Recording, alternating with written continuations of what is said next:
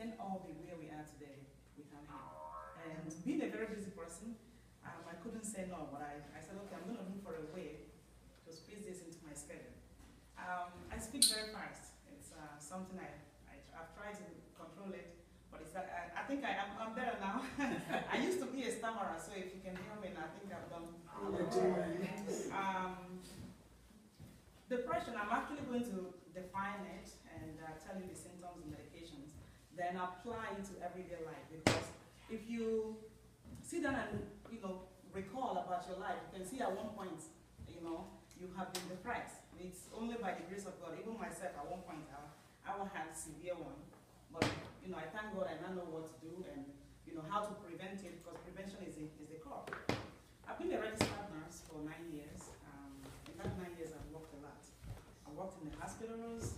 I have taught in colleges. I'm currently in school working on my nurse practitioner program, and I graduate in May. I have 3 children, 11, 6, and 4, and I'm also married. My husband is also in school. We're both in school. We thank God. All right, that's it. Depression is mood disorder. Oh, please hand down. No, yes. Okay, you're going to have this information. It's something that's good that you sit down at your own time, because it's good. The more you read it, the more you understand. I'm just going to let you know that depression is a mood disorder. It's believed that there's some kind of chemical imbalance in the brain, and that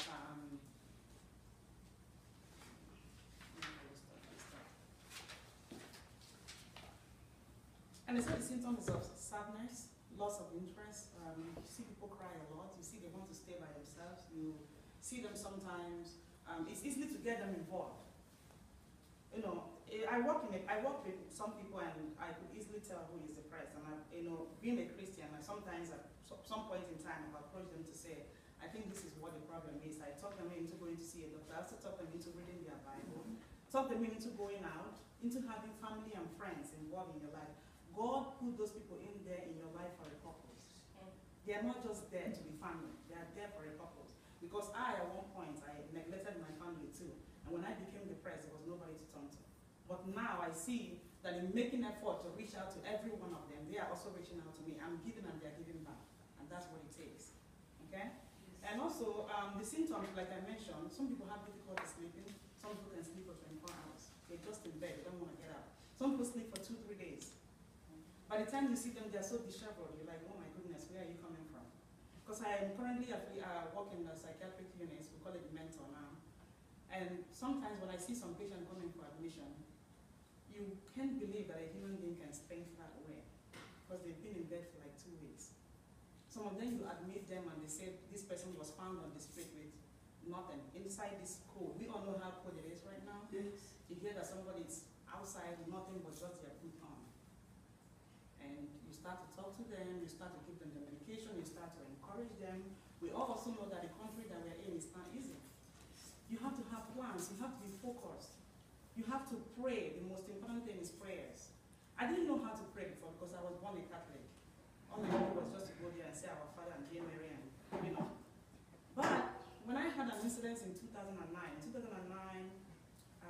my son died at 9 months. I was pregnant and at 9 months I lost the baby. I was supposed to have him on Saturday. He died on Thursday. Then I was in labor for 11 hours, delivering a dead baby. At that point, I asked God, I have served you all my life. When I see people suffering, if I help. What have I done to deserve this kind of punishment? But today, I thank God for such an experience, because he took me to a place where there is nothing I see that will make his eyes to cry. I just smile at everything. Even when I'm suffering, I'm smiling. I'm praying. At that time, I cried so much. Why? But today, I say, thank God for such experience. Because what was meant to be the end of me actually became the revelation of a lot of things. What was meant to put me inside a hole, actually, God used that opportunity to create a way to my Canaan. And now when I talk, when I speak, when I have friends, like, why are you this strong? I share with them too what I have. And after having my first child, I became depressed. I was left alone with this child. My husband had to go to work. I came back from the hospital after 3 days. I was the only one taking care of this child. I could not sleep at night. I could not sleep during the day. I was left with this baby. And one day I was sitting down watching the TV. And all of a sudden, a voice came to me and said I should destroy the TV. Wow. I listened again. I said, what is this? The voice came again. Destroy that TV. So I picked up the phone right away and I called my husband. I said, this is what I'm hearing. I don't know who is talking to me, but he's just saying, destroy the TV. So he said, I'll be right back. So he came back. And he made arrangement with his work in such a way that he could work 4 hours, come back home and help me, so I could get enough sleep and, you know. But to be honest with you, I really do not know how I got out of that situation, because at that time I was still a Catholic, not knowing how to pray very well.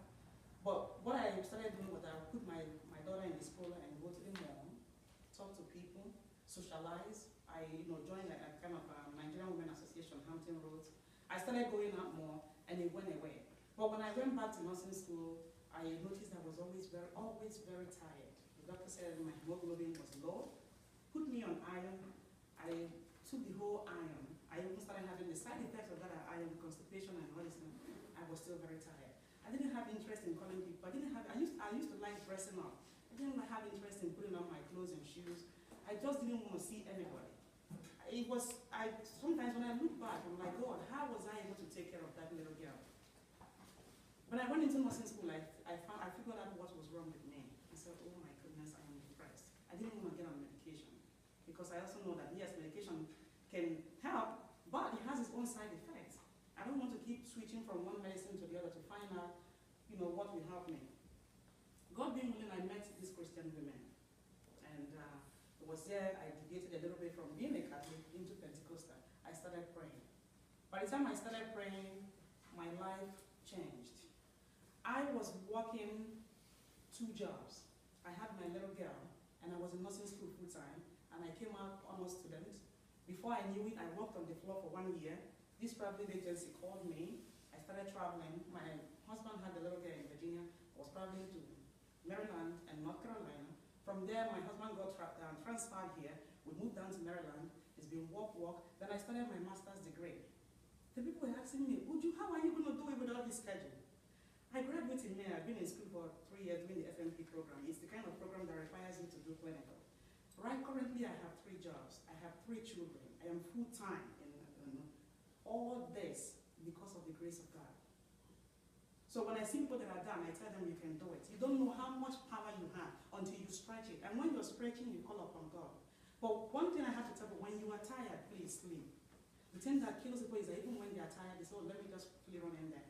I know how to manage my time. Every day I'm up at 5 a.m. because I have to join the Good Morning Holy Ghost. And when I finish, my schedule begins from there. I get the kids ready, I drop them off.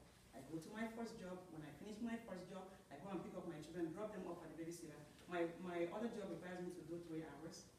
It's only on Thursdays that I go to school. I don't do my other job. Then weekends, most times I'm in clinical. So when they talked about this presentation, I said, okay, I'll skip my clinical today. I will talk to my preceptor, she will understand. So I'm always on the move. But I know that it is not by my own power. I would have been one of those patients in the psychiatric unit trying to figure out, some of them, sometimes when I look at them, I don't even know what to tell them anymore. But I try to focus more on the teens, because the adults, it looks like they have come a long way with their depression. And no matter what you tell them, it's like, I've been in this thing for a long time. Who are you to tell me what to do? So I focus more on the teens. When they come into the unit, I sit them down and I tell them, I say, let me tell you, you are the most privileged black in the whole world. You were born and brought up in a place called America, a land of milk and honey. I came here 13 years ago. And 13 years ago, if I can survive, you can do better because you were born here. Why are you misusing what God has blessed you with? See, God could have taken you to Africa, where you could have been eating just once a day, where there would be nobody to take care of you, where you wake up in the morning and run and go look for your neighbors, because your mother must have gone to the market to look for something to feed you, so you're left alone most of the time. But here you are, with everything at your own privilege. Why are you insulted? When I talk to them this way, they're like, oh, we never looked at it this way. You have scholarships to go to school. When I was getting ready to go to school, my husband asked me, how are you going to send $100,000 to send you to school? I said, believe me, I'm not going to pay a dime. I'm graduating in May, I have not paid a dime. I even get a stipend from Montgomery College. I still get money to go to school. I said, I'm not going to pay a dime. God is going to provide for me. I pay my tax, I I am a good citizen, I don't see why I should not qualify. I encourage these things, I tell them, because you are the future of tomorrow. We are waiting on, the society is relying on you for tomorrow. We can't be wasting away. You see, I meet an 11-year-old, they're talking about marijuana use. I'm like, excuse me, how did you get it? In school. You admit a 10-year-old, they're talking about drugs. I don't understand what the society is turning into, but I keep praying to God that please raise up for us God-fearing leaders. God-fearing leaders, because it looks like we are losing it. It looks like we are losing it. I admitted a patient lately, 7 weeks, 27 weeks